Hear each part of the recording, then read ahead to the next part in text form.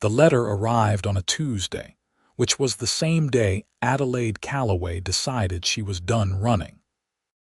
She stood in the center of Holt Farrow's kitchen with her traveling bag still in her hand, her knuckles white around the worn leather handle, and she read the words her brother had written 3 times before she understood what they meant.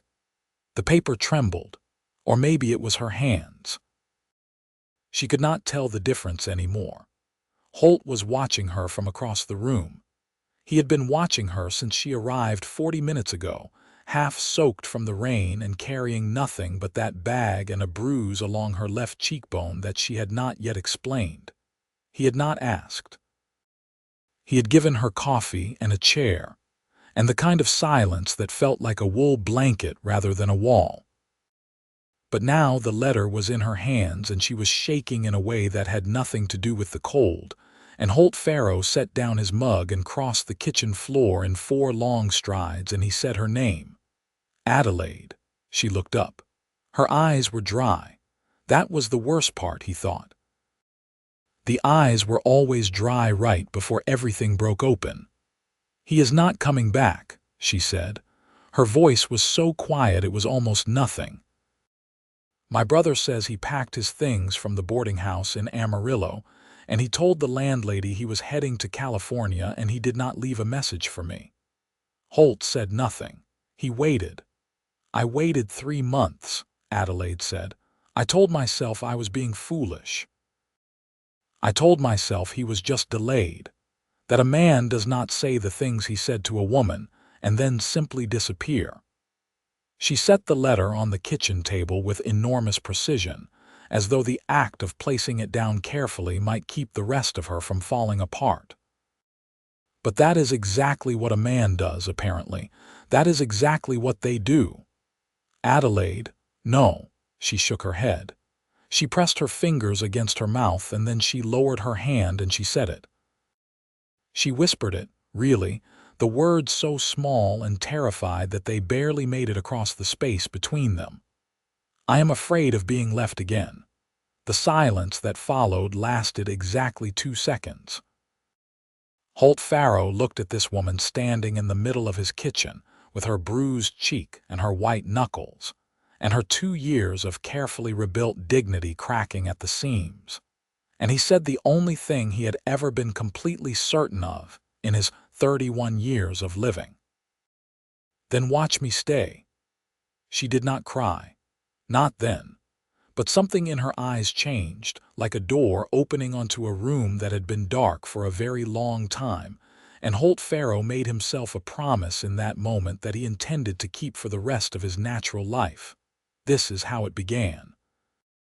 And to understand what it meant, you have to go back to the beginning. The Texas Panhandle in the spring of 1882 was a country of contradictions. The land was vast and flat and indifferent, stretching out in every direction until the sky pressed down and met it like a lid on a box. The grass was short and tough, and the color of old straw. The wind blew constantly, carrying grit that settled into the corners of your eyes and the creases of your lips and the back of your throat, so that you were always tasting the place you lived in. It was not a gentle country. It did not forgive weakness. It did not apologize for its hardness. But in the spring, after the rains came through, the creeks ran clear and cold, and the wildflowers pushed up through the red dirt in colors so bright they looked almost defiant. The cattle on Holt Farrow's ranch grew fat on the new grass. The sky went a blue so deep it made your chest ache. On mornings like that, riding the fence line with the sun just up and the whole world still quiet, a man could almost believe that things were going to be all right. Holt Farrow was 31 years old, and he ran the Farrow ranch alone. His father, Edmund Farrow, had built it up from nothing over the course of 25 years, starting with 200 acres and a herd of 30 cattle and ending with 1,200 acres, a solid house, a good barn, and a reputation in Hartley County as a man who kept his word. Edmund had died in the winter of 1879 of a fever that came on fast and left no room for arguments, and Holt had inherited the ranch along with its debts, its challenges, and its particular brand of loneliness. He was not a man who spoke much. He was not cold, exactly, but he had learned early that the land demanded everything you had, and whatever was left over after the land was done with you was not much. He was broad through the shoulders and lean everywhere else. He had dark brown hair that he kept short, and a jaw that was permanently shadowed no matter how recently he had shaved. His eyes were gray-green, the color of sage after rain, and they had a quality of stillness in them that some people found disconcerting and others found deeply reassuring, depending on what they needed from him. He had 2 ranch hands who worked for him, brothers named Curtis and Warren Boyle. Curtis was 24 and talked constantly about nothing. Warren was 27 and talked only when something needed to be said. Holt trusted them both and paid them fair wages and fed them well. And in return, they worked hard and kept their opinions about his personal life entirely to themselves, which was exactly what he required. Adelaide Calloway had come to Hartley County in the autumn of 1881 to take up a position as a schoolteacher. The county had been without one for nearly a year after the previous teacher, a man named Everett Doyle, had departed suddenly for reasons that no one seemed entirely clear on, but that everyone seemed to have an opinion about. Adelaide had been hired through a territorial education office and had arrived on the stage from Amarillo carrying 2 large trunks and a carpet bag, and a manner that was so composed and self-contained that the 3 people who met her at the stage stop had immediately and incorrectly concluded that she was cold. She was not cold. She had simply learned in the previous 4 years of her life that the only reliable protection against being hurt was to give people as little of yourself as possible until you were quite certain they deserved it. She was 26 years old. She had a face that was striking rather than conventionally pretty, all strong lines and clear dark eyes, with a mouth that was generous when she smiled and quite serious when she did not. She was of medium height with an economy of movement that suggested a woman who had learned to take up as little space as possible, though on occasions when she forgot to be careful, she moved with an unconscious grace that made people stop and look. She taught school in the small white building on the edge of town from Monday through Friday, and she lived in the schoolteachers' quarters attached to the back of the building, which were modest and clean and furnished with other people's cast-offs. She organized them carefully and hung a blue curtain in the single window and bought a small braided rug for the floor and made of it a space that was entirely her own. And this made her feel, for the first time in several years, something that was almost like stability. The town of Cotter Creek was small enough that everyone knew everyone and large enough that you could, if you were careful, avoid certain conversations. It had a general store run by a couple named the Harmons, a livery stable, a church, a saloon that everyone pretended not to visit and everyone visited, a doctor's office, and a telegraph office that doubled as the post office. There were perhaps 300 people living in the town proper, and another 200 or 300 spread across the ranches and farms in the surrounding county. Adelaide met Holt Farrow for the first time at the Harmon General Store in October of 1881. She was buying lamp oil and a new pen nib and a twist of licorice that she allowed herself on Saturdays, and he was buying wire and a new hinge and a bag of coffee beans, and they reached for the same brand of coffee at the same moment, and their hands did not quite touch, but came close enough that both of them pulled back. "I am sorry," Adelaide said. "No, please," Holt said. "Take it. There are 2 bags. We can both take one." "All right," he said. That was the entire conversation. but he had held the door open for her on the way out, and she had said thank you and he had nodded. And she had walked home with her lamp oil and her pen nib and her licorice and her coffee, and thought, without entirely meaning to, that he had the most direct and honest eyes she had seen in a very long time. She learned his name from Martha Harmon, who was constitutionally incapable of letting a customer leave her store without providing them with a comprehensive summary of everyone they had just encountered.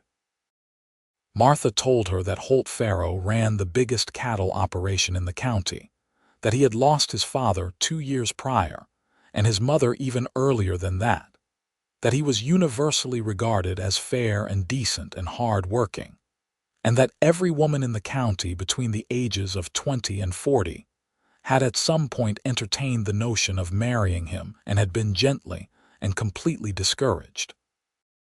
Adelaide thanked Martha for the information and did not think about Holt Farrow again for approximately 3 days, after which she found him appearing in her thoughts at inconvenient intervals with a persistence that she found annoying.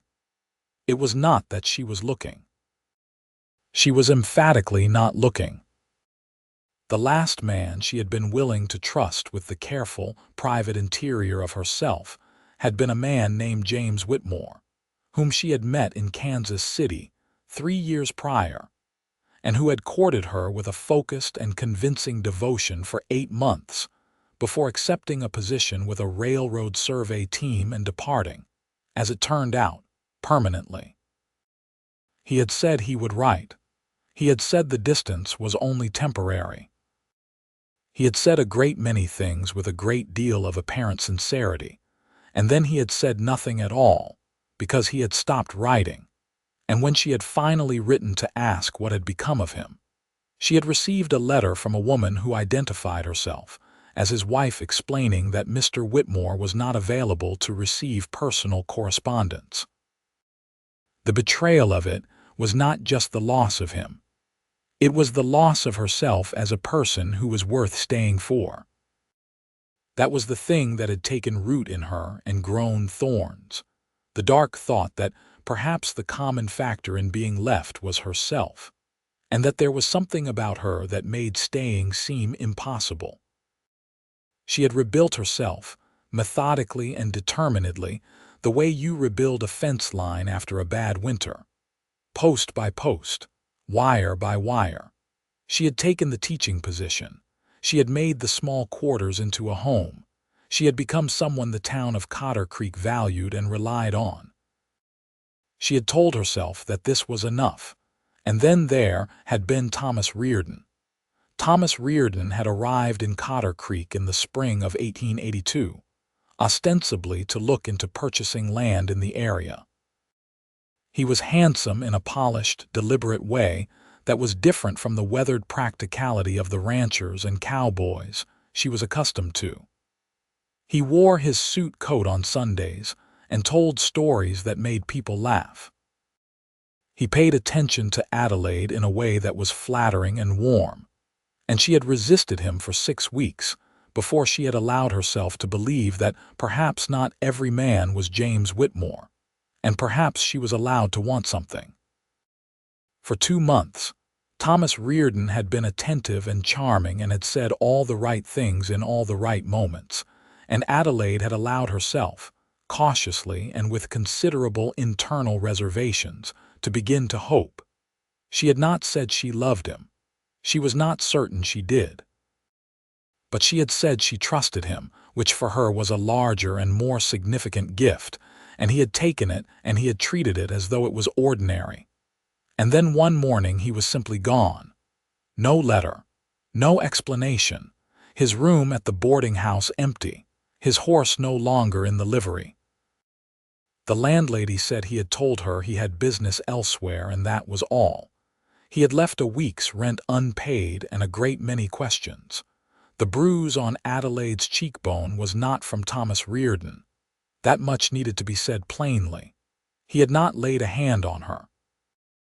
The bruise was from the door of the stage depot in Amarillo, where she had gone after receiving her brother's letter, intending to purchase a ticket north to her family's home in Colorado. She had not been paying attention when she came out of the building, and the door had caught her squarely when someone opened it from the other side. The person had apologized profusely. She had barely registered them. She had stood on the boardwalk in Amarillo in the rain with the stage ticket in her hand, and she had asked herself where she was going and why, and she had not had a satisfactory answer. Her family meant well.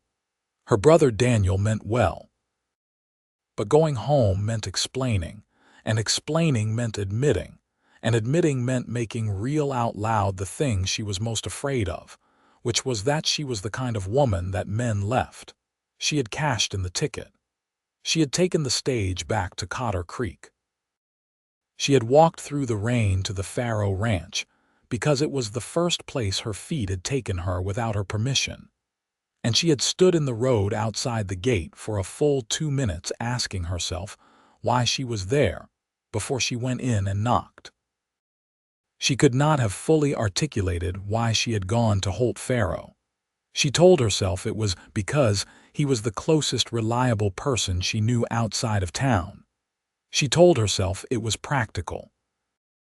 She had known, even as she told herself these things, that they were not entirely true, but she was not yet ready to look at what was true. So she had knocked and he had opened the door, and there had been something in his face when he saw her that had made her throat close. He had not looked surprised. He had not looked alarmed. He had looked, very simply, glad. Now, standing in his kitchen with the letter from Daniel on the table and his words still in the air between them, Adelaide looked at Holt Farrow and tried to understand what was happening to the careful architecture she had built inside herself. "You do not know that," she said. Her voice was steadier now. She had pulled herself back from the edge. "You cannot promise something like that. You do not know me well enough to promise something like that." "I know you well enough," Holt said. "You are being kind." "I am being honest," he said. "Those are not always the same thing, but in this case, they happen to both be true." She sat down at the kitchen table because her legs were making arguments about the situation that she was not prepared to have. Outside, the rain had tapered to a light drum on the roof. The kitchen smelled of coffee and wood smoke, and the good honest smell of a working ranch that had been lived in and cared for by someone who understood what a home was supposed to be. "Tell me what happened," Holt said. He sat down across from her, not close enough to crowd her but close enough that she could see his face clearly, and his face said that whatever she told him, he was not going anywhere, she told him. She was more detailed than she intended to be. She started with Thomas Reardon and the careful hope she had allowed herself, and she ended with the stage depot in Amarillo and the door and the rain. And somewhere in the middle, she found herself talking about James Whitmore in Kansas City without meaning to, and by the time she reached the end, she had said considerably more than she had planned. Holt listened to all of it. He did not interrupt. He did not offer reassurances at intervals the way some people did, dropping them into the gaps like coins in a jar, more to make themselves comfortable than to actually help. He simply listened with his full attention, which was, Adelaide thought, one of the rarest things a person could give another person. When she finished, he was quiet for a moment. Then he said, "He was a fool." "Which one?" "Both of them," Holt said. "But I meant Reardon particularly, because he was here and he could see you, and he chose to leave anyway. And that is the kind of thing that only a man with a hidden motive or a serious absence of sense would do." "Perhaps I am simply not the kind of woman." "Stop," Holt said, not harshly, but firmly, the way you stop a horse that is heading for a bad piece of ground. "Do not finish that sentence. Whatever it ends with, it is not true." She looked at him. "You are very certain of things you have no way of knowing." "I know what I have watched from a distance for the past 6 months," he said. "I know what kind of teacher you are, because my ranch hand Curtis Boyle's younger sister is one of your students, and she talks about nothing but school from the time she comes home until she goes to bed. I know what kind of person you are because Martha Harmon, who has an opinion about everything and a charitable view of almost no one, told me last February that Adelaide Calloway was the best thing to happen to Cotter Creek in a decade. I know how you handled the business with the Ray's family when their house caught fire in January, because I was one of the people who brought timber for the rebuilding, and I saw you organizing the whole effort before anyone else had their boots on. I have been watching you for 6 months because you are the kind of person who makes watching feel like a privilege. He paused. And none of that has anything to do with Thomas Reardon leaving, except to confirm that he was a fool. The silence after this speech was very different from the silence before it. Adelaide looked at her hands on the table. She looked at the letter from Daniel. She looked at the rain-spotted window and the gray-green light of the wet afternoon. "You have been watching me for 6 months," she said. "Yes, and you did not think to say anything?" Holt almost smiled. It was a very small and slightly rueful expression. "You seemed like a woman who had arranged her life very carefully and was not particularly interested in having it rearranged." "That is accurate," she admitted. "And then you showed up at my door in the rain with a bruise on your face and a letter in your hand, and I thought perhaps the time for caution had passed." She looked at him then, really looked, and she thought that there was something about Holt Farrow that she had been avoiding knowing. She had been carefully keeping him in the category of distant acquaintance, pleasant to encounter, not to be examined too closely, because she had sensed from the first moment in the Harmon store that he was the kind of person who, if she looked at him too directly, would stop being safe. She had been right. "I need to think," she said. "All right. I am not saying no to anything. I am saying I need to think." "I understand," Holt said. "You can stay here tonight. Curtis and Warren will be back before dark, and there's no impropriety with them in the bunkhouse. The spare room is yours for as long as you need it." She started to refuse, and then she stopped, because the alternative was to go back to the schoolteacher's quarters and sit alone with Thomas Reardon's absence and the letter from Daniel and her own fear, and she had been doing that alone for a long time now. "Thank you," she said. That night, Adelaide sat on the narrow bed in the spare room with her traveling bag beside her, and she thought about fear. She thought about the way it worked, how it dressed itself up as wisdom and self-protection, and presented itself as the reasonable choice when really it was just fear in a better coat. She thought about how she had been afraid and sensible and careful, and she had still been left, both times, and what exactly the carefulness had protected her from in the end. She thought about the way Holt Farrow had said "then watch me stay" with such complete and unadorned certainty that there had been no room left in the sentence for doubt. She thought about that for a very long time. That frightened her. The wanting frightened her more than anything. She stayed for 3 days. On the first day she helped in the garden, which Holt kept out of what he described as stubbornness rather than any particular agricultural aptitude. He grew tomatoes and beans and squash in the summer, and had a line of rose bushes along the south fence that his mother had planted before Adelaide was born. She staked the tomato plants while he repaired a section of the corral fence nearby, and they talked intermittently across the space between them about things that were mostly ordinary: the weather, and the new litter of kittens in the barn, and a piece of county business about the road that passed the eastern boundary of his property. On the second day, a neighbor came by, a rancher named William Pierce, who was roughly Holt's age and who looked at Adelaide with undisguised curiosity, and then at Holt with an expression that managed to convey several questions simultaneously, without actually asking any of them. Holt introduced her with complete composure as his guest, And Adelaide shook William Pierce's hand and met his gaze steadily, and felt Holt standing slightly closer to her than social necessity required. Not in a way that was possessive, but in a way that was quietly protective. And she noticed this, and filed it away. On the third day, she was reading in the kitchen in the late afternoon when Holt came in from outside and sat down across from her and said, without preamble, "I want to tell you something, and I want you to just let me say it before you respond." She put her book down. "All right." "I am not a man who says things he does not mean," Holt said. "I have been careful about that my whole life because I watched my father say things he did not mean in the years before my mother died. Not lies exactly, but promises that were larger than his intention to keep them. And I watched what that did. So when I say something, it is because I mean it." "I know that," Adelaide said. "I want to court you," Holt said, "in the proper way.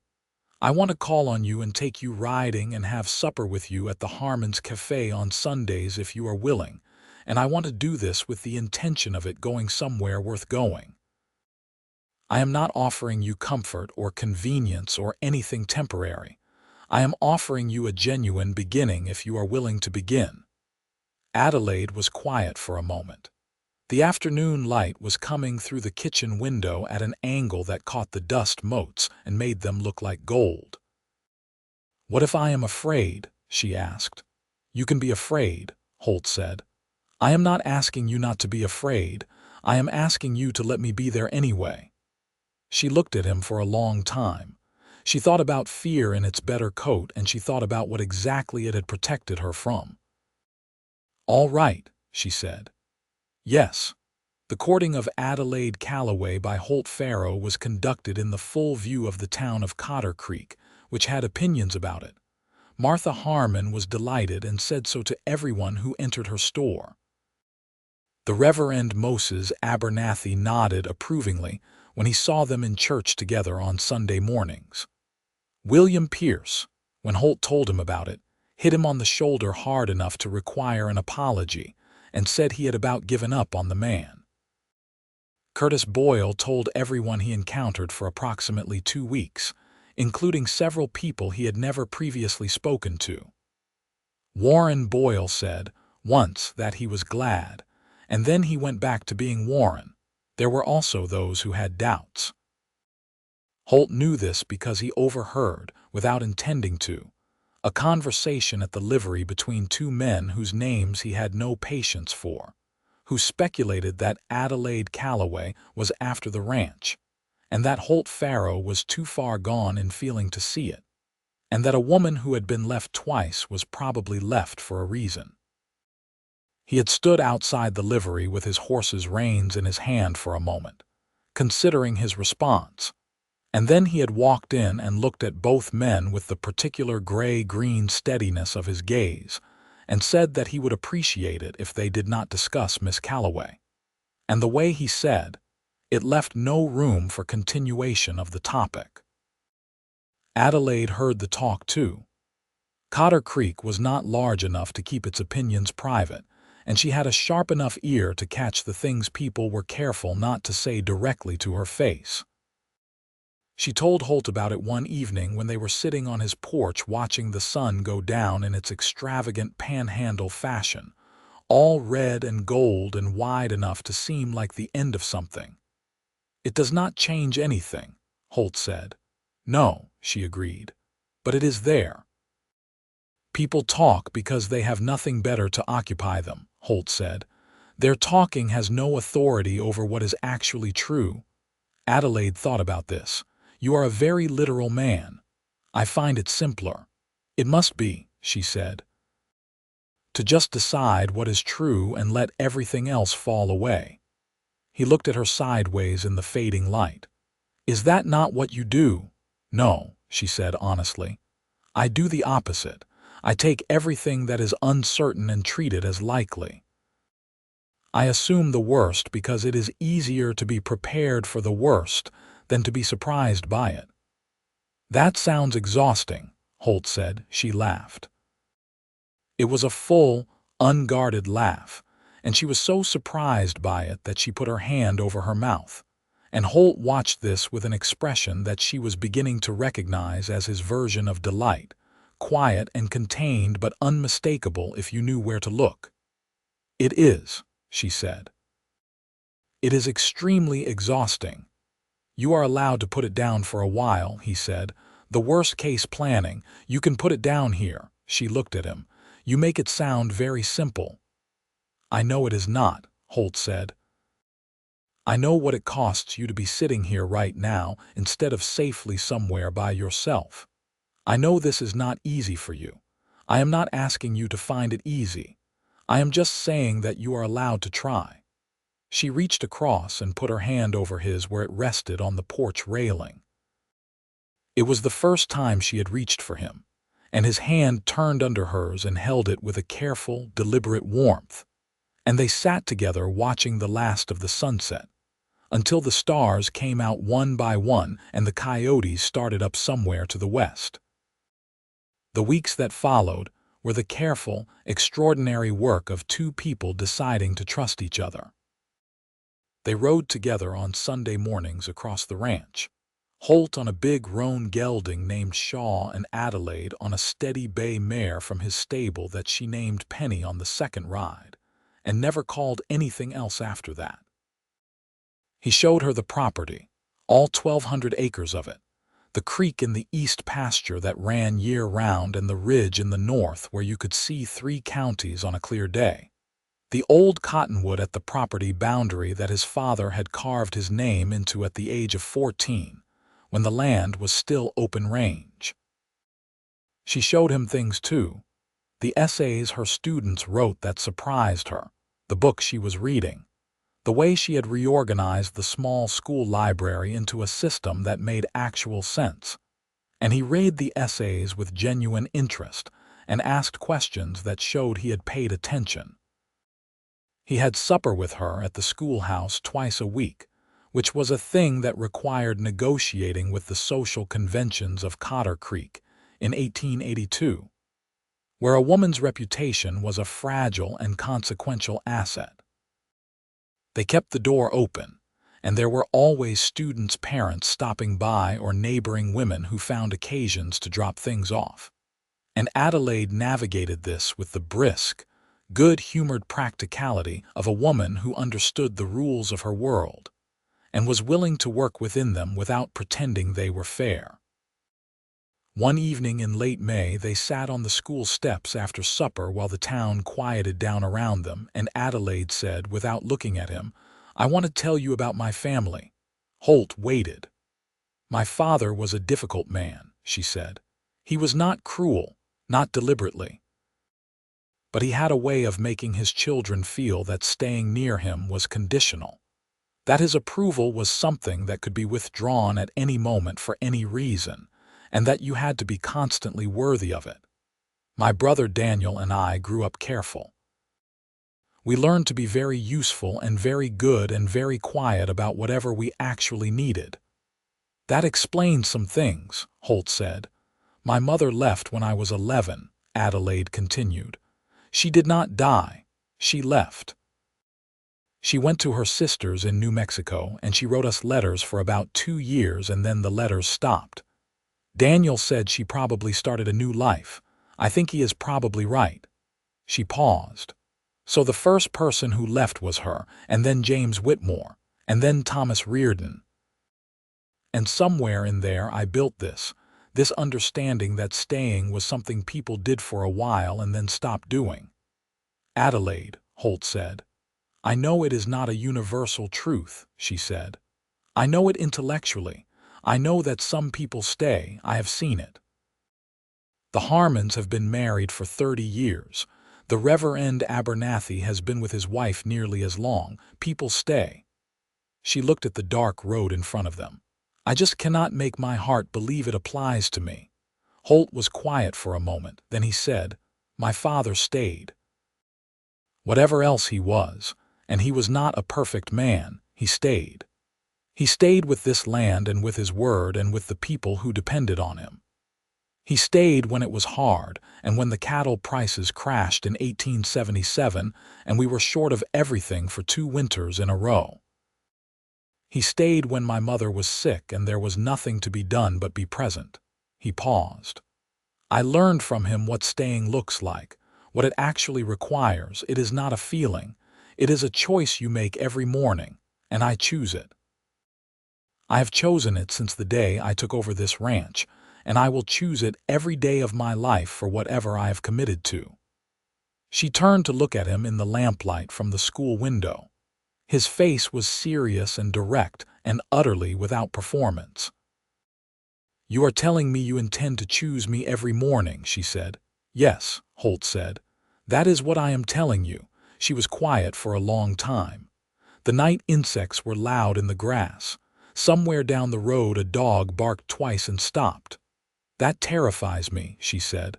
"I know." "Not because I doubt you," she said quickly, "but because wanting it this much and being afraid of losing it are the same thing, and I do not know how to live with both of them at once." "You learn to carry them both," Holt said. "Together, if you will let me help." He reached over and took her hand, and she let him, and the night settled around them like something that had decided to be gentle. In June, a problem arrived at the Farrow ranch in the form of a man named Gerald Sutton.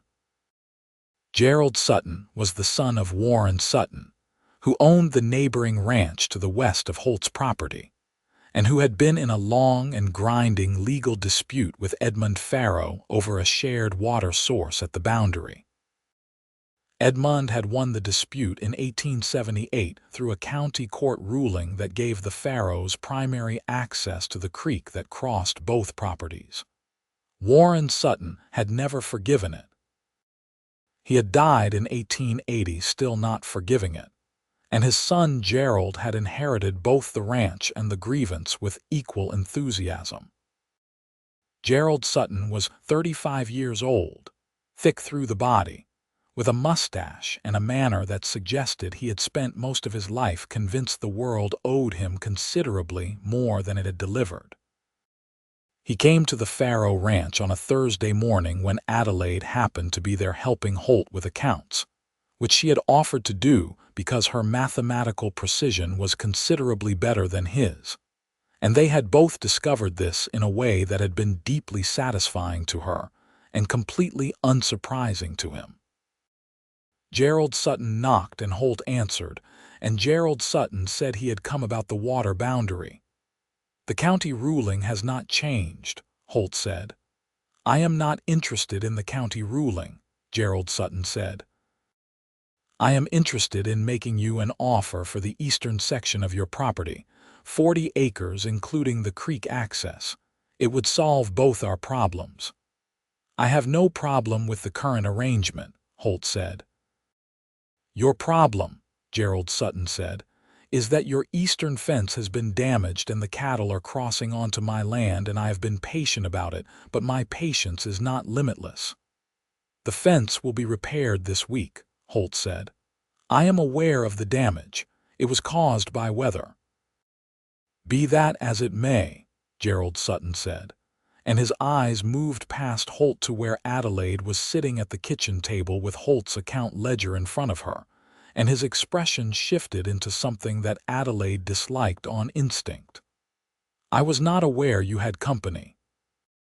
"Miss Calloway is assisting me with accounts," Holt said. His voice had not changed. His face had not changed. But Adelaide noticed that he had placed himself very precisely in the doorway so that Gerald Sutton would need to move him to enter the house. "The school teacher," Gerald Sutton said. He said it in the specific way that made the word school teacher carry approximately 4 other words inside it, none of them complimentary. "Yes," Holt said. "Was there anything else about the fence?" Gerald Sutton looked at him for a moment with the flat calculation of a man renegotiating his approach. Then he said that there was not, and he turned and walked back to his horse and rode away, and Holt watched him go until he was off the property before he turned back inside. Adelaide had her pen down. She was watching Holt's face. "He is going to be a problem," she said. "He has always been a problem," Holt said. "He manages to stay within what is legally permitted, and it makes him difficult to address directly. I keep an eye on him." "What he was suggesting about the eastern section," Adelaide said, "is the ranch financially stable enough that selling is not necessary?" "Yes," Holt said. "My father's debts were cleared in 1881. The ranch is in good condition. There is no hidden motive in my finances that Gerald Sutton could use as leverage, which is what he was looking for." She looked at him. "How do you know that is what he was looking for?" "Because it is what I would look for if I were him," Holt said simply. "He wants the water access. He cannot take it legally, so he is looking for a pressure point that would make selling seem more attractive. He thought perhaps I needed the money. I do not." "And me being here," Adelaide said, "does that give him a pressure point?" Holt met her eyes. "Not one I am willing to yield to." "I am serious," she said. "If my being here creates a complication for you, Adelaide," Holt said, "sit down, please. You are not a complication. You are a person I care about. Those are extremely different things." She sat down. She picked up her pen. She went back to the accounts, but the careful warmth of what he had said stayed with her for the rest of the morning like a small, steady fire. Gerald Sutton's pressure arrived 2 weeks later in the form of a rumor. Cotter Creek being the size it was, the rumor moved through it in approximately 48 hours. The content of the rumor was that Adelaide Calloway's departure from Amarillo had been less about a difficult visit to family, and more about a scandalous situation involving a man she had been involved with under circumstances that reflected poorly on her judgment and possibly her character. The rumor was vague enough to be difficult to refute directly and specific enough to be damaging. Adelaide heard it from Martha Harmon, who told her with the righteous indignation of a woman who found it personally offensive and wanted her to know she had said so plainly to everyone who had repeated it in her hearing. Adelaide sat with this information in her quarters that evening and felt the familiar cold architecture of fear settling over her. Not the fear of being left exactly, a different and related fear, the fear of being made small, the fear of having the carefully constructed competence and respect she had built in Cotter Creek dismantled by someone else's convenient lie. She thought about going to Holt. She thought about not going to Holt and handling it herself, which was her instinct, and also, she was beginning to understand, not always the right choice. She went to Holt. He listened to the whole thing with his hands flat on the table and his face very still. Then he said, "This has Gerald Sutton's fingerprints on it." "I thought the same thing," Adelaide said. "He thinks if he makes your position in the town uncomfortable, you will leave, and if you leave, he can make me unhappy enough to reconsider the property sale." "That is a remarkably indirect strategy," Adelaide said. "He is a remarkably indirect man," Holt said. He stood up. "I am going to see him." "Holt, not to threaten him," he said. "To make it clear that his strategy is not going to have the effect he intends. That you are not going anywhere and neither am I. And that spreading rumors about you has made a permanent enemy of me where before I was simply a neutral neighbor." Adelaide looked at him standing in the middle of his kitchen, with that particular quality of absolute resolution that she had come to recognize as something distinctively him, the way he committed to a thing once he committed. "You are going to make things harder for yourself," she said. "Probably," Holt said. "I would rather make things harder for myself than watch someone make things harder for you while I stand by." She wanted to argue the practicality of this. She wanted to remind him that Gerald Sutton had legal standing in the county and resources, and the particular power of a man who is vindictive and patient. She wanted to say all the sensible things. Instead, she said, "Be careful." He went to Gerald Sutton's ranch that afternoon. He came back 2 hours later. He sat down at the table, and he told her that Gerald Sutton had denied starting the rumor, which was exactly what he had expected, and that he had told Gerald Sutton that regardless of the source, the rumor was false, and that any further interference in Adelaide's life or reputation would result in Holt pursuing every legal remedy available regarding the ongoing cattle encroachments from Sutton's property into his.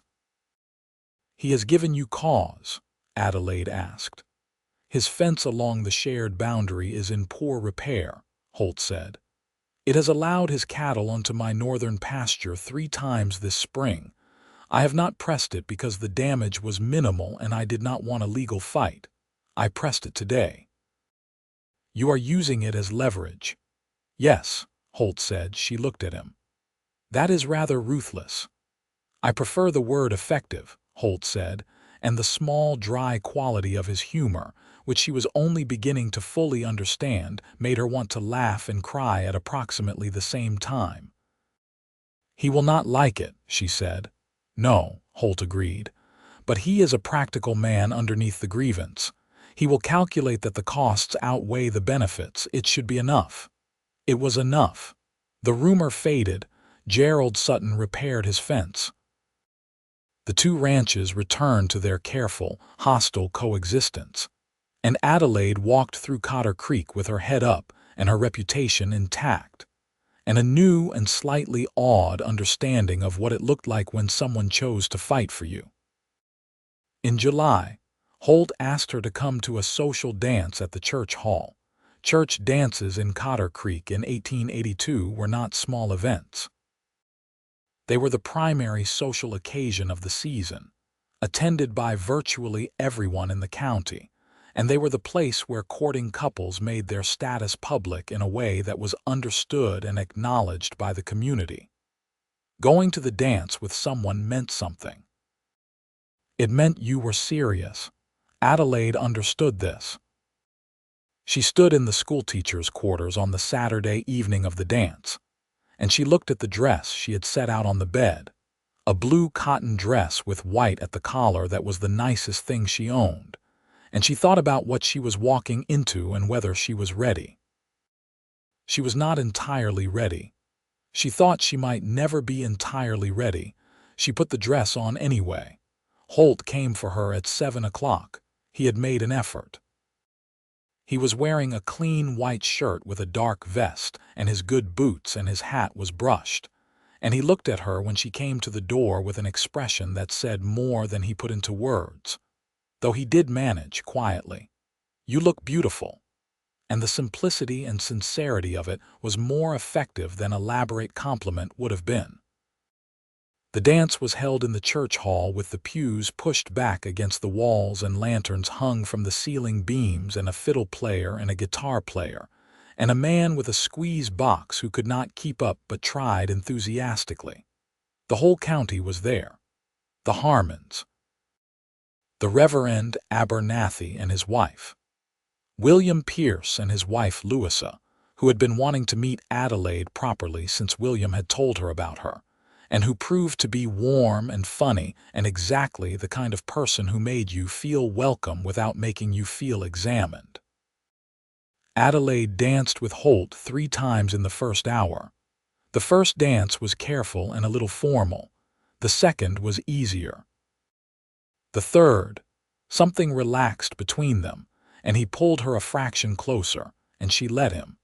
And they moved together with the unself-conscious ease of people whose bodies have decided to trust each other, even while their heads are still working it out.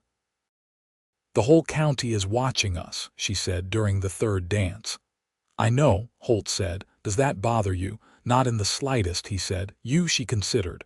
"No," she said, somewhat to her own surprise. "Not right now." He looked down at her. "You are smiling." "I am aware."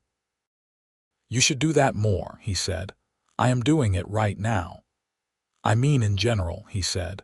"I notice every time you do it, it changes the whole room." She thought about this, about being seen that clearly, and decided carefully to let herself believe it. She felt like she belonged somewhere. Holt was watching her from across the room. William Pierce was beside him, saying something, but Holt was watching Adelaide in the group of women, and his face had that quiet, contained quality that was, if you knew him, about as close to radiant as he got. "You have got it bad," William said. "Yes," Holt said simply, without taking his eyes off her. "Good," William said. "It is about time." In August, Holt's ranch hand Curtis Boyle found a man on the eastern boundary of the property who had no business being there. The man was young, perhaps 22, and he was on foot, which in the Panhandle in August was not a situation a person arrived at voluntarily. He was clearly in poor condition. Curtis brought him to the ranch house, and Holt put him on the porch with water and shade and sent for Adelaide, because she had more medical knowledge than anyone on the ranch, having spent a winter in Amarillo, 2 years prior assisting a physician's wife who ran an informal clinic for women and children. The young man's name was Ely Cross, and once he was capable of coherent conversation, he explained that he had been robbed on the road 3 days prior, horse and gear and money, and left to walk in the direction he hoped was toward a settlement. Adelaide assessed him, cleaned the cuts on his hands and face from his fall getting away from the men who robbed him, decided there was nothing broken, and told him he needed 2 days of rest, food, and water before he was fit to go anywhere.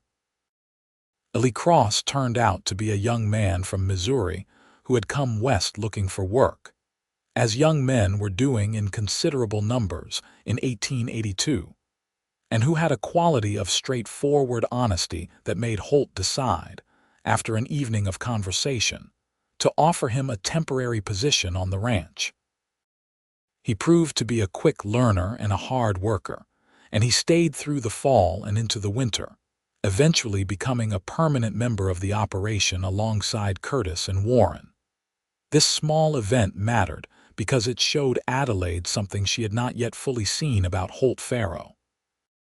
She had seen him be fierce and protective and absolutely committed to her.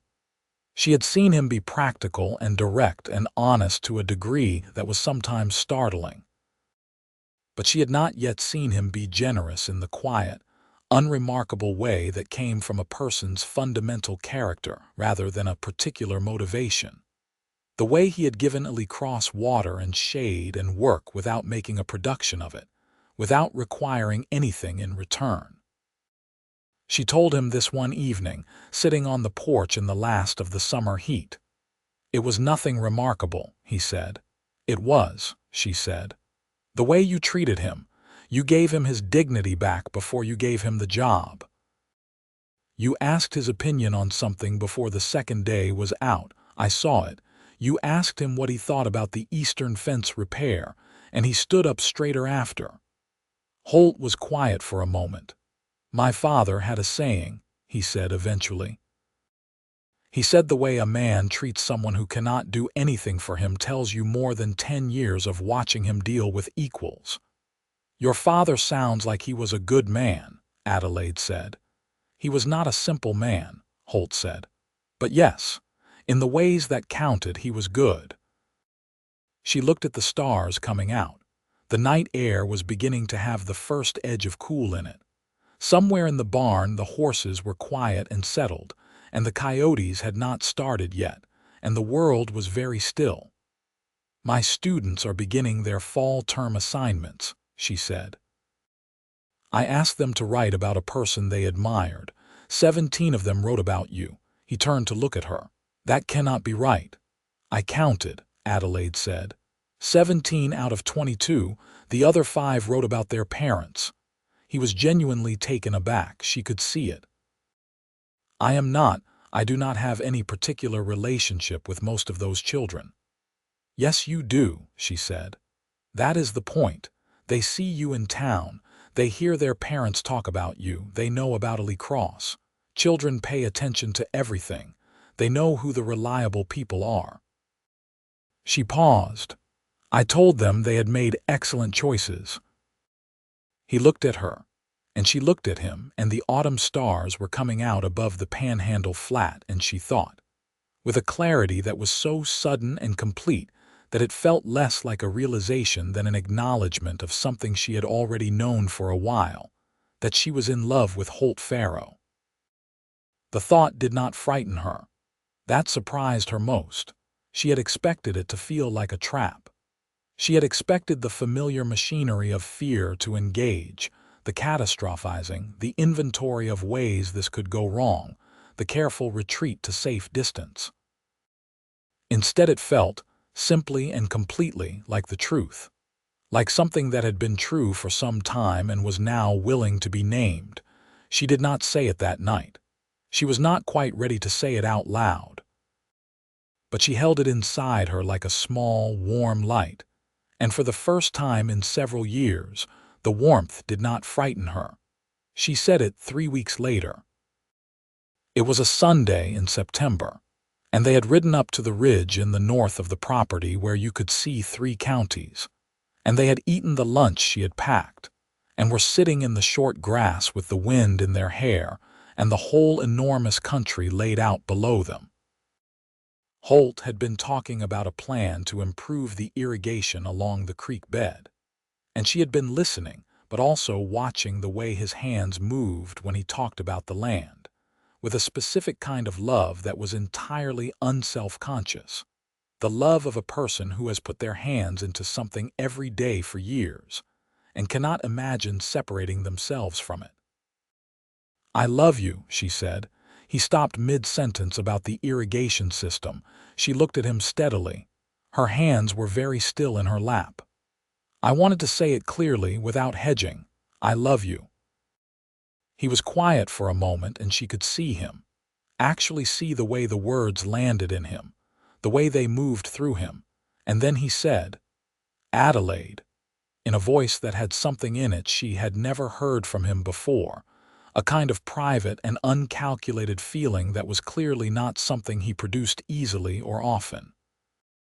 "I love you," he said.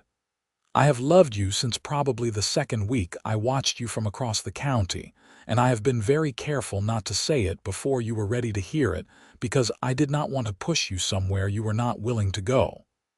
"I am willing," she said. "I know," he said. "I can see that." He reached over and took her face in his hands, carefully, as though she was something extraordinary, and he was very aware of that. And he kissed her for the first time on the top of the north ridge of the Farrow ranch with the wind in the grass and 3 counties visible in every direction. And it was, Adelaide thought, exactly the right place for it. In October, Daniel Calloway came to visit. Adelaide had written to her brother after the conversation on the porch, a long letter that was more honest than anything she had written him in years, explaining what had happened with Thomas Reardon and what had happened after, and telling him about Holt. Daniel had written back quickly, and the letter had been warm and a little worried and entirely characteristic of him. So she was not surprised when he appeared at the schoolhouse on a Wednesday afternoon with his traveling bag and his careful older brother face. Daniel Calloway was 30 years old, dark-haired like Adelaide but broader, with a farmer's build and a face that was open and direct without quite being as still as his sister's. He worked a small farm north of Denver. He had a wife named Clara and a 2-year-old son named Edmund, and he was the person Adelaide trusted most in the world outside of Cotter Creek. He met Holt that evening, over supper at the cafe. Adelaide watched them with the peculiar anxiety of someone introducing 2 important things that might not combine well, and found, within approximately 20 minutes, that she had underestimated both of them. They talked about ranching and farming, which were related enough that they had a common language. They talked about the land. They talked about Adelaide with a mutual respect that managed to acknowledge her importance to each of them without making her feel like an object under discussion. At one point Daniel said, in the particular blunt way of older brothers everywhere, My sister has had a hard few years and she does not show it because she does not show things, but I need to know you understand that." "I understand it," Holt said. "Fully." "And you are serious," Daniel said. "As serious as I have ever been about anything," Holt said. Daniel looked at him for a moment, and then he nodded once with the air of a man who has decided something. After supper, Daniel walked with Adelaide back to the schoolhouse and he said, "He is the right kind of man." "I know," Adelaide said. "You are happy," Daniel said. It came out surprised, which was both understandable and slightly offensive. "Yes," she said. He put his arm around her briefly, in the way of siblings who do not do it often but mean it completely when they do. "Good," he said. "I have been waiting for this." She pushed him away affectionately. "You have been fretting about this." "Both things can be true," Daniel said, which was precisely what Adelaide would have said in his position, and they both laughed, and it felt like something healing. Daniel stayed for days.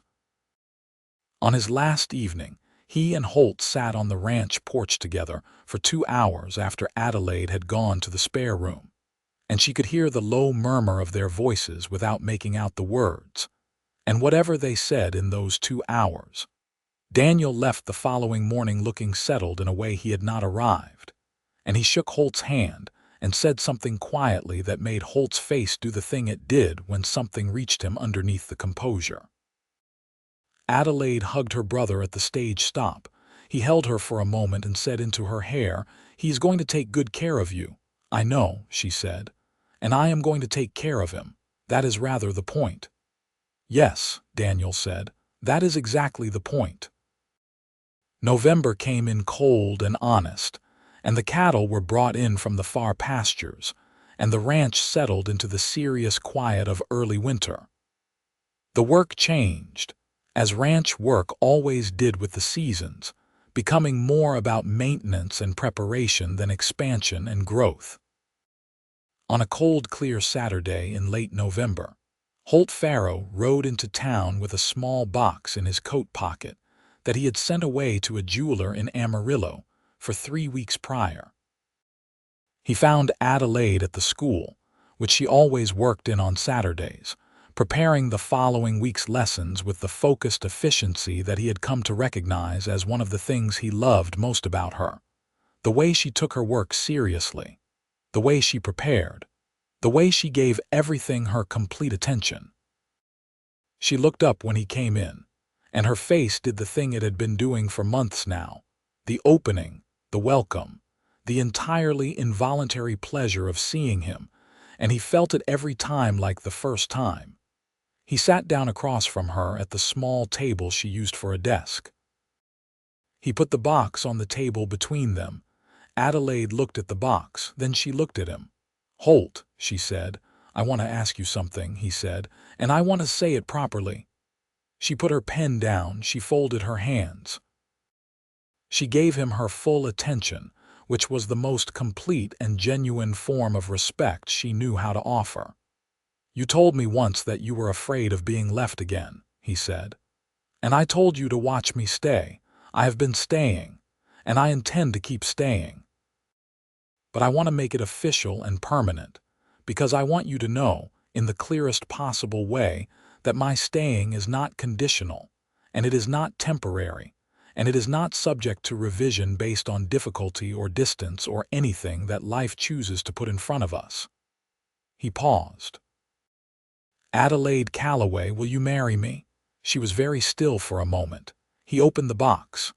Inside was a ring, a small gold band set with a blue stone the color of her kitchen curtain, the color of a good sky after rain. "You chose blue," she said. "I know you like blue," he said. "You have blue curtains in both windows of this room and the one in your quarters." It seemed right. Something moved across her face that was too large to name. "Yes," she said. "Holt Farrow, yes." He put the ring on her finger with steady hands, and then she stood up and came around the table and put her arms around him, and he held her with the same careful and complete attention with which he did everything. and the afternoon sun came through the school windows at an angle that touched everything golden. They were married on a Saturday in January of 1883. The Reverend Abernathy performed the ceremony in the church, which was full. The whole county came. Martha Harmon cried immediately and did not stop for the duration. William and Louisa Pierce sat in the front row and held hands. Curtis Boyle had polished his boots to a shine that was slightly alarming. Warren Boyle sat very straight and looked moved in his characteristically understated way. Ellie Cross was there, and Clara Deeds, and all the parents of Adelaide students who had come partly for the wedding and partly because they had developed a particular investment in how things turned out for their schoolteacher.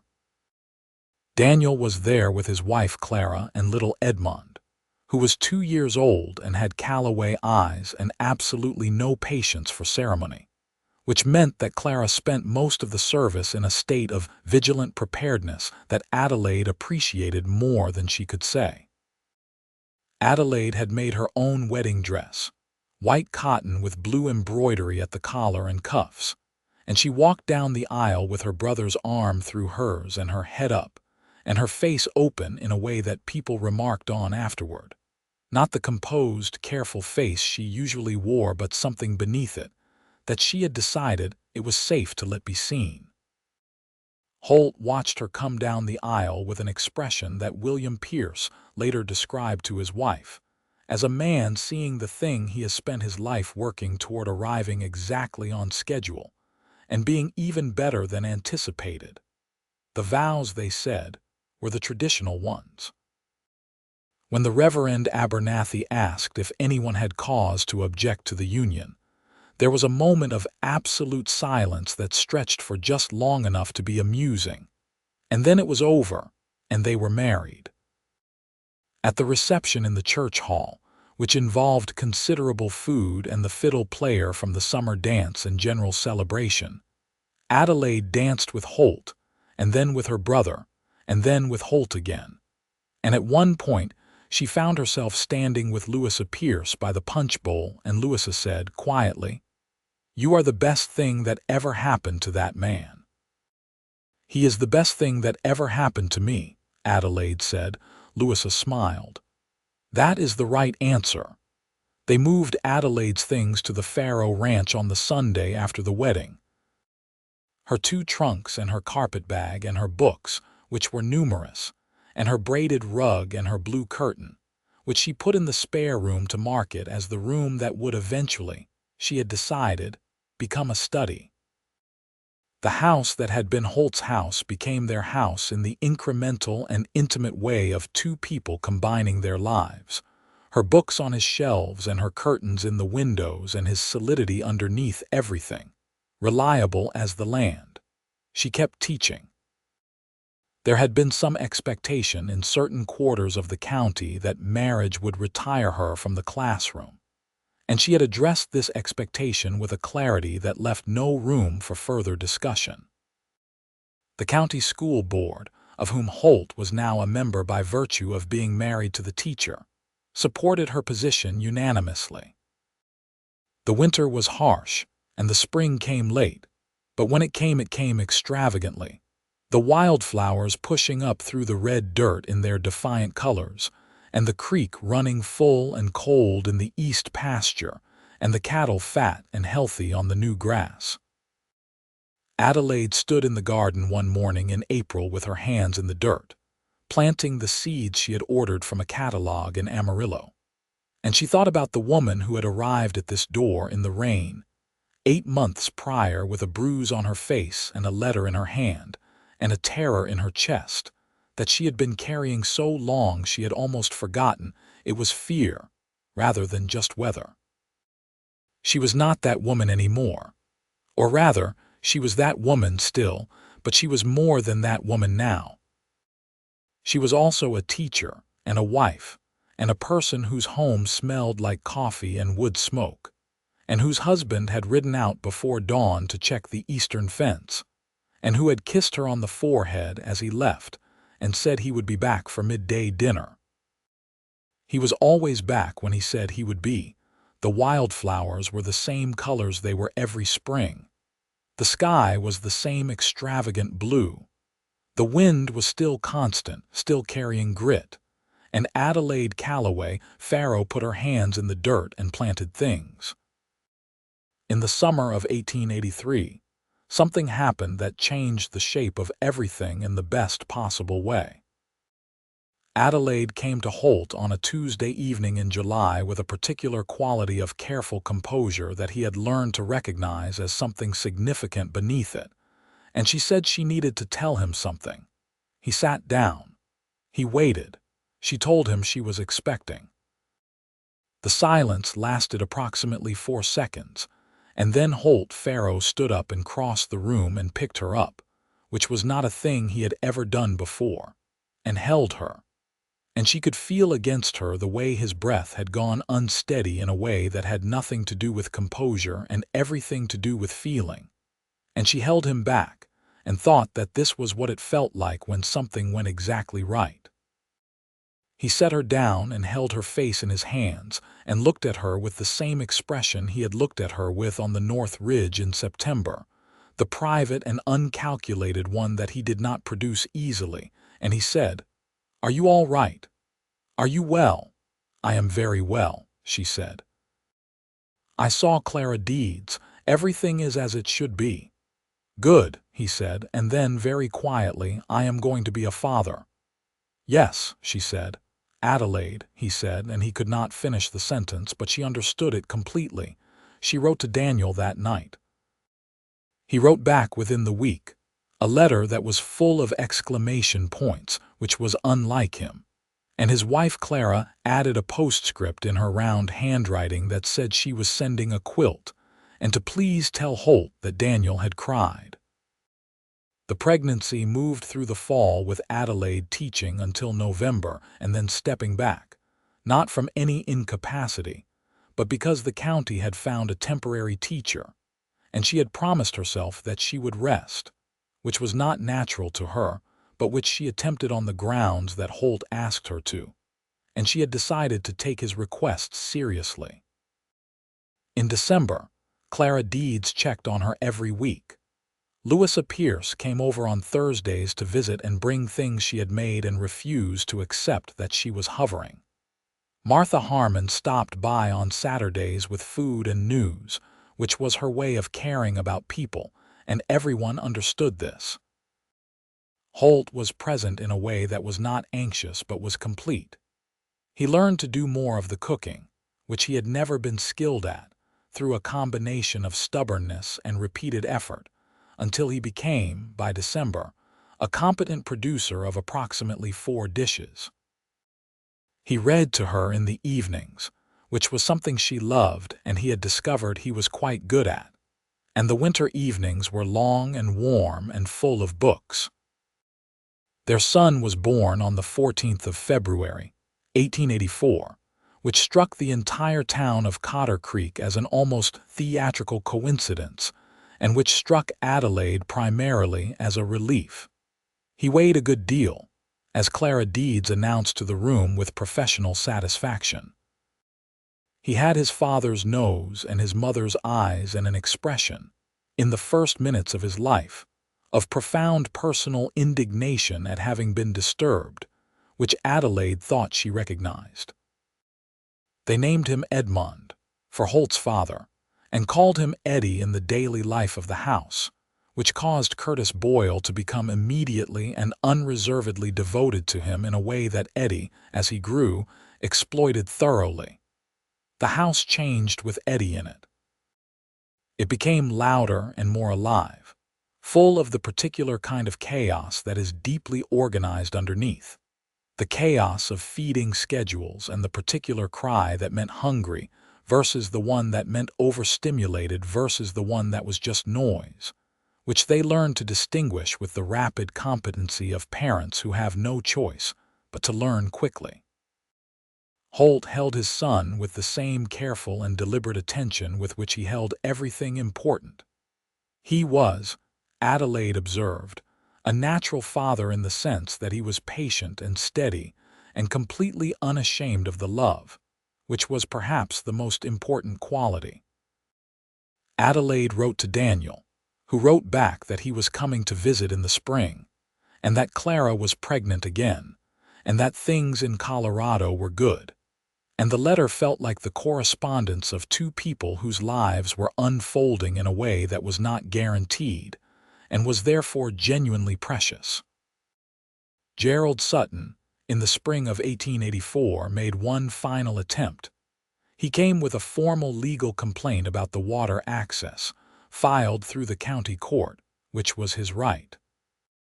The complaint was without new basis and relied on arguments that had been adjudicated in the 1878 ruling, but it required Holt to appear before the county magistrate and provide documentation and spend 2 days in town dealing with the matter.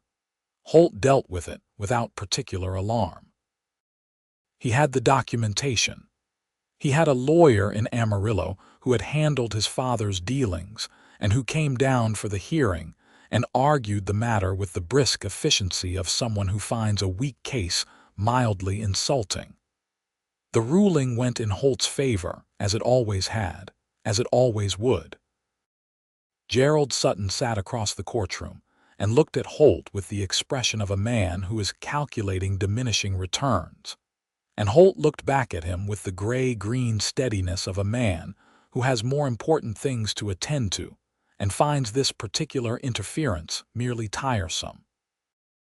After the ruling on the steps of the courthouse, Gerald Sutton stopped beside him and said, in the tone of someone making an observation rather than a concession, "You are not going anywhere." "No," Holt said, "I am not." Gerald Sutton looked at him for a moment longer, then nodded once, got on his horse and rode away, and Holt watched him go and thought that was probably the end of it, which it was. He came home to the ranch in the late afternoon. Adelaide was on the porch with Eddie, who was 2 months old, and was being held with the particular experienced competence of a woman who has learned exactly how to hold a baby who is just on the edge of sleep. The afternoon light was gold and the wildflowers were still up along the south fence and the horses were quiet in the pasture. She looked up when he rode through the gate. "How did it go?" she asked. "We won," he said.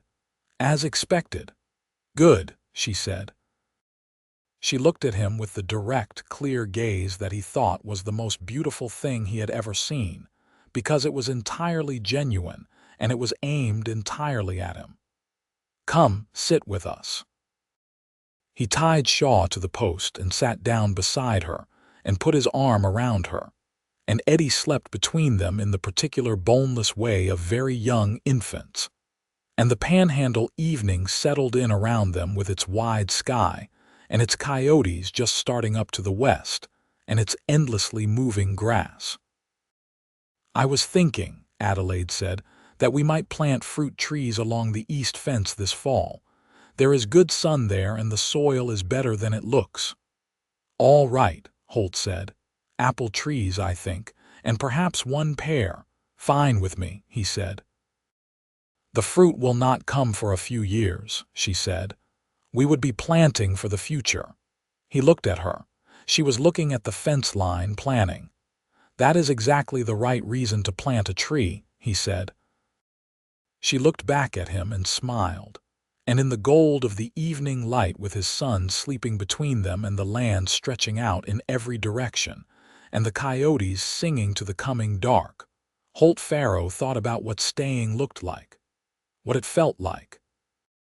The choice you made every morning and the thing it built over time, day by day, like a house, like a fence, like a marriage, like a life. He had made the choice. He was still making it. He would keep making it. The evening star came out, bright and alone in the pale sky above the horizon, and Eddie stirred slightly and settled back into sleep, and Adelaide was warm beside him and the world was good. In the months that followed, Cotter Creek continued its quiet life, and the Farrow Ranch continued its work, and Adelaide went back to teaching in September with Eddie in a basket in the corner of the schoolroom, which the students treated as the best thing that had ever happened to the school year. The apple trees were planted in October. 3 apple trees and 1 pear along the east fence where the sun was good. Adelaide and Holt put them in together on a Saturday, with Eddie in a carrier on Holt's chest, and Curtis and Warren helped without being asked, because that was the kind of operation it had become. People helping without being asked, because that was how Holt had always run it, and now Adelaide had made it warmer still. The trees would not bear fruit for years. They stood in the turned dirt along the east fence like a promise, which was exactly what they were. Daniel came to visit in the fall of 1884 with his wife and Edmund and a new baby girl they had named Ruth. And the house was full for a week in the best possible way.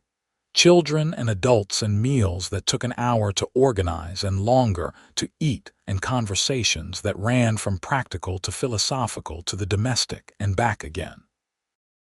On the last evening of Daniel's visit, he and Adelaide sat on the porch alone after the children were in bed and the others had gone inside, and he said, the way he said things when he meant them most, quietly and without preamble, "You look like yourself." She thought about this. "I know," she said. "I think I had forgotten what that felt like." "I used to worry," Daniel said. "I know." "I am done worrying," he said, "for the record."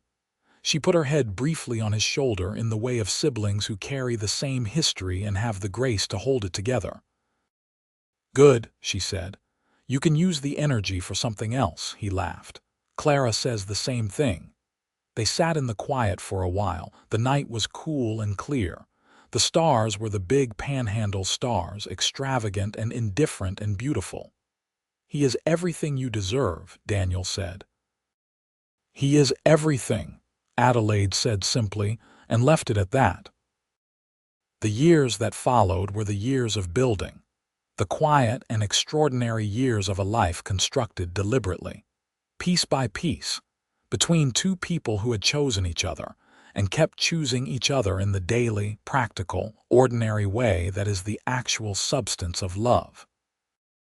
Holt expanded the eastern pasture in 1885 and bought 12 new head of cattle and hired a 4th ranch hand, a quiet Tejano man named Alejandro Reyes, who was a cousin of the Reyes family whose house Adelaide had helped rebuild in January of 1882. And who proved to be one of the best with horses that any of them had ever seen. There was an additional rightness to having him on the ranch that was not spoken of explicitly, but was understood by everyone. The acknowledgement of what it meant to employ a man well and treat him as an equal in a country that did not always do either. Adelaide taught until 1886.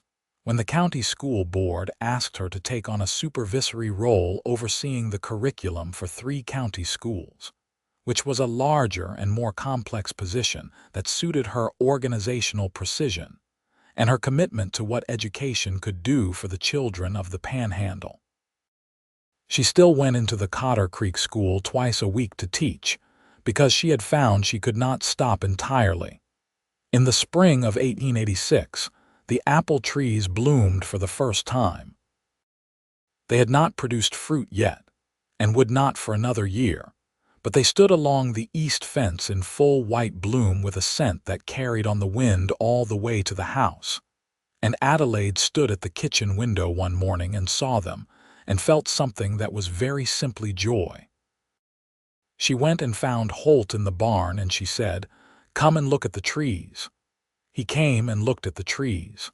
They stood together at the fence, and the blooms moved in the wind, and the scent was something you wanted to stay inside. "You were right about the soil," he said. "I usually am," she said.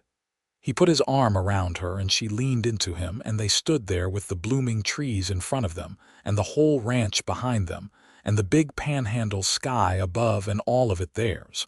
All of it built and tended and planted and real. In the fall of 1886, Adelaide discovered she was expecting again. She told Holt in the evening, on the porch, which had become the place for important things. He was quiet for a moment, and then he smiled, fully and without reservation, and it was such a rare and complete version of it that she made a point of holding the image of it in her mind. "Another one," he said. "Another one," she agreed.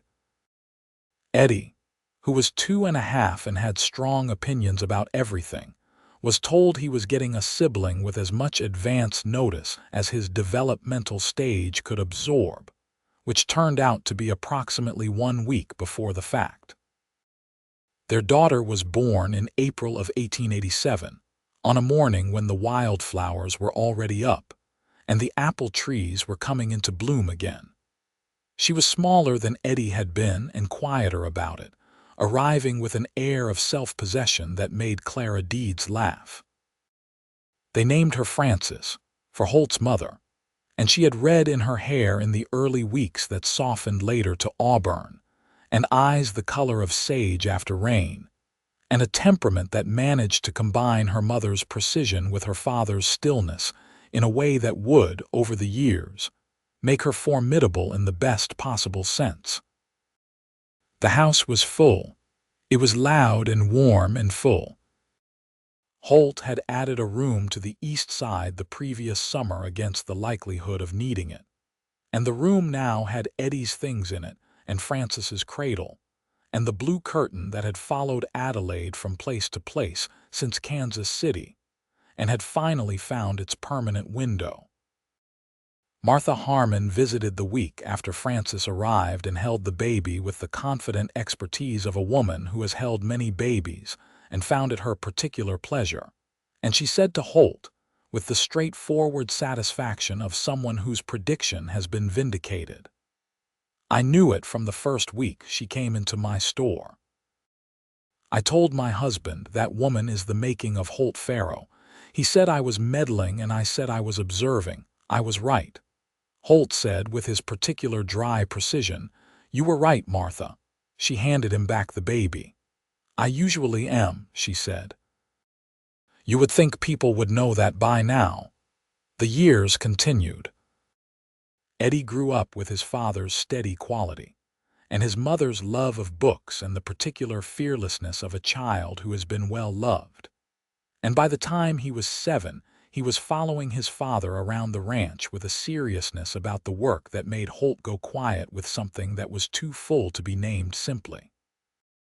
Frances grew up with her own opinions about everything and a gift for mathematics that Adelaide recognized as coming from her own side of things, and a way with the horses that came clearly from her father. She was, from an early age, a person who was entirely comfortable taking up space, who had never been taught that she should not, and Adelaide thought about this sometimes with a gratitude that was also a kind of reckoning. She had not learned to take up space. She had spent years making herself smaller, and here was her daughter, entirely at home in herself, and this was a thing that Adelaide had given her, this particular freedom, and it was one of the best things she had ever done. In 1889, the county school board offered Adelaide the position of head of county education, which was a formal administrative role that had not previously existed, and which they were creating specifically, because they had watched what she had done with the curriculum, and decided they wanted more of it applied systematically.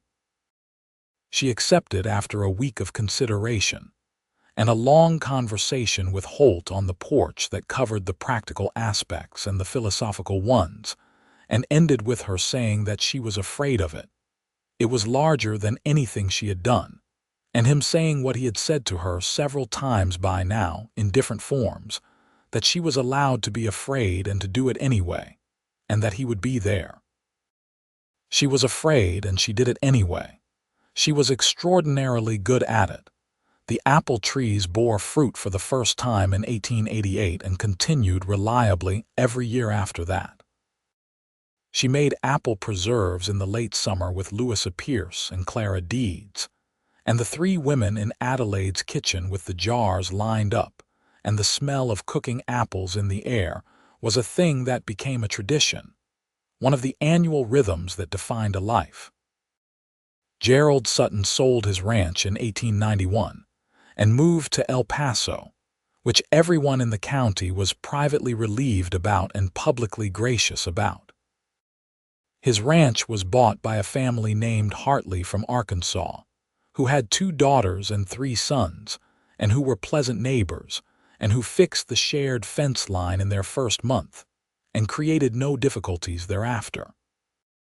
In the spring of 1892, a decade after Adelaide had arrived at Cotter Creek on the stage from Amarillo with her trunks and her carpetbag and her careful composure, she stood in her garden with her hands in the dirt and took stock of things. The ranch was prosperous and well run. Her children were healthy and thriving, Eddie now 8 and Francis 5, both of them growing up in the full knowledge of what a home looked like when 2 people built it properly. Her work was meaningful and consequential. Her husband was at the north pasture, checking on a new foal that one of the mares had dropped the previous night, and he would be home for midday dinner. She had, she thought, received the most improbable gift, which was not romantic love, although she had that, but the specific and foundational knowledge that she was the kind of person worth staying for. She had spent years believing that she was not. James Whitmore had reinforced the belief. Thomas Reardon had nearly made it permanent. And then a man with gray-green eyes had opened his door in the rain and looked at her, and looked glad, and he had sat across from her in his kitchen and listened to her with his full attention. And when she had whispered her deepest and most hidden fear, he had said the thing that broke it open. Watch me stay, she had watched. He had stayed. He kept staying. Every morning the choice. This was what love looked like from the inside, she thought. Not the grand declarations, though he had given her those too. Not the protecting and the fighting and the beautiful certainty. All of that was true, and she held it close. But what love looked like from the inside, daily and real and built to last, was this. The supper that was ready when it was supposed to be. The conversation on the porch at the end of the day. The hand that reached for hers in the dark. The man who asked her opinion on the irrigation plans and meant it. The orchard blooming along the east fence every spring because she had said we are planting for the future, and he had said that is exactly the right reason. Holt came home at midday. He came through the kitchen door with his boots leaving a track of Panhandle dirt that Adelaide had long since stopped noticing as anything other than the evidence of his presence, and he poured himself coffee and looked at her across the kitchen and said, "The foal is going to be all right." She was on her feet this morning. "Good," Adelaide said. "Eddie wants to name her," Holt said. "Of course he does," Adelaide said. "What does he want to call her?" "He says Duchess," Holt said. "I have told him that is a remarkable name for a cattle horse, and he says he knows." Adelaide laughed. It was the full, unguarded laugh that had surprised her that first time on the porch, and now it surprised no one and least of all herself. "Tell him Duchess it is," she said. Holt set his coffee down and crossed the kitchen and put his arms around her from behind, his chin against her hair, and she put her hands over his where they were folded at her waist. And the kitchen was warm, and the coffee was strong, and outside the Panhandle went on forever in every direction. Red dirt and short grass, and the enormous, indifferent sky, beautiful in its hardness, relenting nothing. But here, in this kitchen, in this house, in this life, everything was warm and certain and real. "I love you," Holt said. "I love you," Adelaide said. Outside, the wind moved through the apple trees along the east fence with a sound like something breathing. The future was planted and growing. The past was exactly what it had needed to be to bring them here. And here, always, was where he stayed.